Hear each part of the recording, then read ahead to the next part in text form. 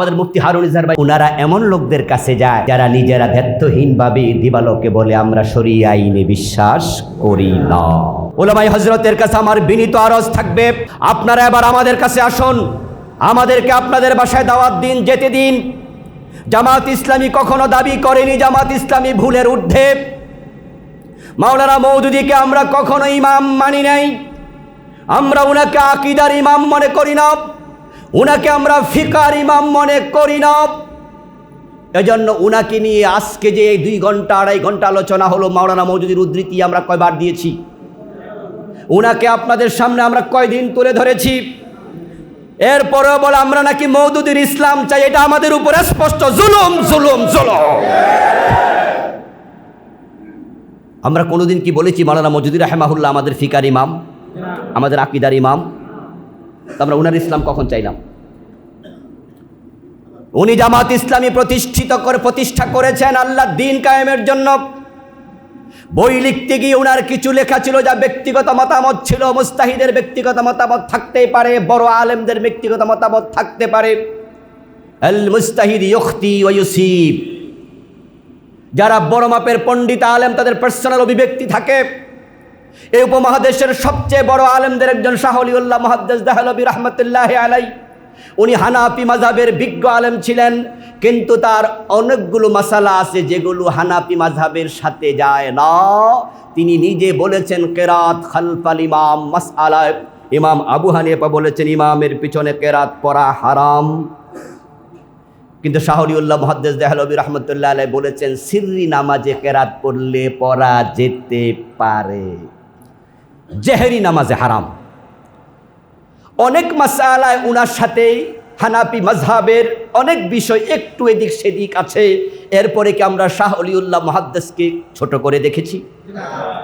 ইমাম আবু হানিফার ডিরেক্ট ছাত্র ইমাম আবু ইউসুফ, ইমাম মুহাম্মদ রাহিমাহুল্লাহ, হেদায়া কিতাব আপনারা পড়ছেন, পড়াচ্ছেন। ইমাম আবু হানিফার সাথে কি আবু ইউসুফের দ্বিমত হয় নাই? ইমাম মুহাম্মদের দ্বিমত হয় নাই? ইমাম জোফারের দ্বিমত হয় নাই? আর ইসলামের ভেরিয়েশন, ইসলামের সৌন্দর্য। মাওলানা মওদুদীর সাথে এভাবে দ্বিমত হবে? আপনারা আমাদের কাছে আসেন, এসে এবার আমার সাথে একসাথে চায়ের টেবিলে বসে বলেন না, আজাদ ভাই আপনাদের এই বিষয়টা তো ভালো লাগে না, এটা তো মনে হয় ইসলামে এইভাবে নাই। যদি আপনার কাছে দলিল থাকে আমি নিশ্চয়ই আপনার দলিলকে সম্মান দেব, এবং আমার ভুল যদি প্রমাণিত হয়, জামাত ইসলামের মতো উদার সংগঠন নাই, আমরা আমাদের কেন্দ্রীয় নেতাদেরকে চোখে আঙ্গুল দিয়ে ভুল ধরায়া দেই, সামনে বসে বলি আপনি এটা কি বললেন মহতারাম, মহতারাম আপনার কথা সুন্দর নয়, এটা তো হয়নি।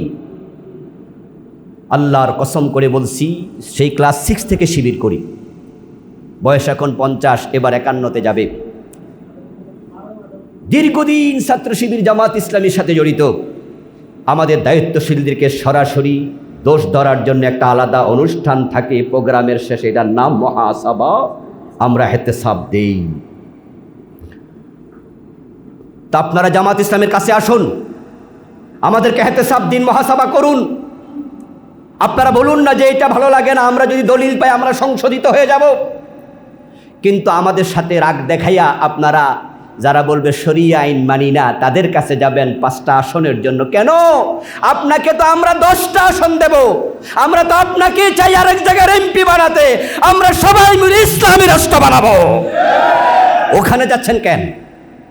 ওখানে যাওয়া কি দরকার? এখানে আসেন। আমাদের মহতারাম মাওলানা ইউসুফ ভাই চমৎকার কথা বলেছিলেন। তিনি বলেছিলেন ফাররা আনিল মাতার, এরপরে কি ওয়াক্কাররা তাহাতাল মিজা, বৃষ্টি পড়ছিল, ওখান থেকে বাঁচার জন্য একবারে গিয়া ড্রেনের নিচে বসছেন। আরে ভাই, আমাদের আকীদার সমস্যা।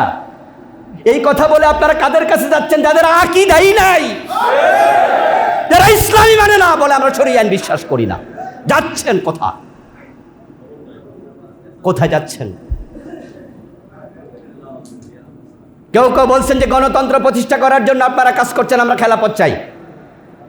বড় ভুলের কথা বলছেন তারা, বড় ভুল কথা বলছেন। আরে বাংলাদেশে তো গণতন্ত্র প্রতিষ্ঠিত আছেই, তো গণতন্ত্র আমরা প্রতিষ্ঠা করতে যাব কেন? বরং গণতান্ত্রিক পন্থায় আমরা খেলাফতের কথা বলি, আমরা খেলাফত চাই। যেহেতু গণতন্ত্র প্রতিষ্ঠা বা বাদ দিয়া এখন খেলাফত কায়েমের পন্থাটা জটিল, তাই আমরা এটাকে সহজ হিসাবে, মন্দের ভালো হিসাবে নিয়েছি। আমরা তো গণতন্ত্র প্রতিষ্ঠার কাজ করি না।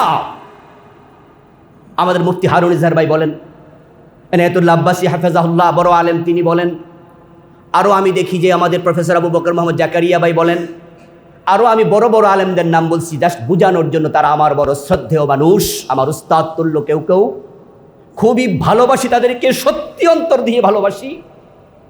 তারা তো আলিম, তারা তো আমারই ভাই, তাদেরকে আমি ভালোবাসবো না, কে ভালোবাসবে? কিন্তু তারা আমাদের অভিযোগ করছেন জামাত ইসলামী গণতন্ত্র প্রতিষ্ঠার কাজ করছে। আরে না, গণতন্ত্র এবং খেলাফতকে মুখোমুখি দাঁড় করাবেন না। খেলাফত মানে আল্লাহর আইন প্রতিষ্ঠা করা, আর গণতন্ত্র, বিপ্লব, জেহাদ হলো একটা প্রক্রিয়া। ওই তিনটা হলো মুখোমুখি। খেলাফত আর গণতন্ত্র মুখোমুখি নয়। খেলাফতের মুখোমুখি হয় রাজতন্ত্র, খেলাফতের মুখোমুখি হয় রাজতন্ত্র, আর গণতন্ত্র, বিপ্লব অথবা আপনার জেহাদ, এ তিনটা হলো একটা আর একটার মুখোমুখি। আল্লাহর খেলাফত কায়েমের পন্থা তিনটা হতে পারে। একটা হতে পারে জেহাদ, ডিরেক্ট অস্ত্র হাতে নেবেন, আফগান মুজাহিদদের মতো রাস্তায় নামবেন, আপনার বিপরীত যারা আছে গুলি করে দেবেন, তারা আপনাকে গুলি করবে, তলোয়ার হাতে নেবেন, জেহাদ করবেন, এর মাধ্যমে দেশে বিপ্লব হবে। জেহাদ, জেহাদ, খেলাফত হবে। আরেকটা হচ্ছে জুলাই বিপ্লব, আরেকটা হচ্ছে ইরানি বিপ্লব, যেখানে আপনারা সকলে সম্মিলিতভাবে রাস্তায় নেমে বলবেন তোমরা সরো, আমরা আসতেছি। এই হলো বিপ্লব। সেটা অস্ত্র ছাড়াও হতে পারে, কিন্তু জেহাদ অস্ত্র ছাড়া হয় না। তাহলে জেহাদের মাধ্যমে বিপ্লব, খেলাফত হবে, অথবা গণ বিপ্লবের মাধ্যমে খেলাফত হবে। আরেকটা হচ্ছে নির্বাচনের মাধ্যমে হবে। এখন যারা বলতেছেন যে আমরা নির্বাচন কেন বেছে নিলাম, আপনাদের কাছে আমার প্রশ্ন, বাংলাদেশে কি তলোয়ার হাতে নিয়ে জেহাদ করার পরিবেশ আদৌ তৈরি হয়েছে? আপনি কি আওয়ামী লীগ, বিএনপি, জাতীয় পার্টির বিরুদ্ধে তলোয়ার হাতে নিয়ে জেহাদ করবেন, এটা ইসলাম অনুমোদন দেবে? তারা কি কাফের? কাফের বলার সুযোগ আছে? তাহলে আপনাদের কাছে আমার প্রশ্ন, তো আপনারা তো এটা করছেন না, জেহাদের সুযোগ তো নেই। আপনারাও বলবেন যে হ্যাঁ, জেহাদের জন্য একজন আমির লাগবে। তো উনারা কি কোনো আমির ঘোষণা দিছে? যারা খেলাফতের কথা বলে আমাদেরকে পিছনে হটিয়ে দিচ্ছে, তাদের এই ভুল ফতুয়ার কারণে একদল ইসলামপন্থী নিষ্ক্রিয় হচ্ছে, এবং তারা বলছে গণতান্ত্রিক পন্থায় নির্বাচন করলে এটা কবিরা গুনাহ হবে, ভোট দেওয়া জায়েজ নাই, গণতন্ত্র হারাম। তাহলে আমাদের কিছু ইসলামপন্থী ভাই মনে মনে ভাবে তাহলে হারাম কাজ করা দরকার কি? তারা নিষ্ক্রিয় হচ্ছে। তাদের এই বক্তব্যের কারণে যদি 100টা ভোট ইসলামী দলেরা কম পায়, এই জন্য তাদেরকে আল্লাহর কাছে জবাব দিতে হবে। সরাসরি অস্ত্র হাতে নিয়ে জিহাদ করার সুযোগ বাংলাদেশে আপাতত নেই। এখন রইল বিপ্লব। বিপ্লবের জন্য যেই পরিমাণ লোক তৈরি করা দরকার, সে পরিমাণ কি এখনো তৈরি হয়েছে? তো তাহলে সামনের নির্বাচনে যদি আমরা না যাই, আপনাদের ফতুয়া মেনে যে গণতন্ত্র দরকার নাই, তাহলে তো বিএনপির জন্য পুরা মাঠ খোলা, ঠিক না? এখন আমাদের এই কয়জন ভাইয়ের কথা শুনে যদি আমরাও বলি তাহলে আপাতত নির্বাচন বন্ধ, তাহলে আগামী নির্বাচনে ইসলাম ক্ষমতা যাবে, চিন্তা মাথায় কি আর আছে? তাহলে আপনাদের ফতুয়া ইসলামকে ক্ষমতা থেকে অনেক দূরে সরিয়ে দিচ্ছে। আমরা খেলাফতে বিশ্বাস করি, গণতন্ত্রের সাথে আমরা সম্পূর্ণ একমত নই। আমাদের একজন বক্তা এখানে কিছুক্ষণ আগে বলেছেন, গণতন্ত্রের মূল থিওরি হচ্ছে সভরেন্টি হবে জনগণের, জনগণ সকল ক্ষমতার উৎস, মেজরিটি মাস্ট বি গ্রান্টেড। এই মৌলিক কথাগুলোর সাথে আমরা সম্পূর্ণ দ্বিমত করে আমরা বলছি একমাত্র খেলাফত ক্ষমতা সার্বভৌমত্বের মালিক হচ্ছেন আল্লাহ। তবে মন্দের ভালো হিসাবে গণতন্ত্রকে সাথে রেখে আমরা নির্বাচন করে ক্ষমতায় যেতে চাই। প্রিয় ভাইয়েরা, এখন বিভক্তির সময় নেই, বিভক্তি আর আমরা চাই না। হ্যাঁ, আপনাদের যদি এই জাতীয় কথাও থাকে, আমরা আপনাদেরকেও বলবো আমাদের চায়ের টেবিলে বসে বলুন, আলাদা বক্তৃতার অনুষ্ঠানে নয়। আমাদেরকে আপনারা পরামর্শ দিন যে এইভাবে করলে ভালো হয়। আমরা বুকে হাত দিয়ে বলতে পারবো, আমরা ব্যক্তি স্বার্থে, ক্ষমতার লিপ্সায়, পেটের ধান্দায় খেলাফতের কথা, রাজনীতির কথা জামাত ইসলামী বলে না। আমরা আল্লাহকে বারবার কসম করে, আল্লাহর ইজ্জতের কসম করে বলতে পারবো, আমাদের রাজনীতি, আমাদের ক্ষমতা যাওয়ার স্বপ্ন শুধু আল্লাহর দ্বীন প্রতিষ্ঠা করার জন্য।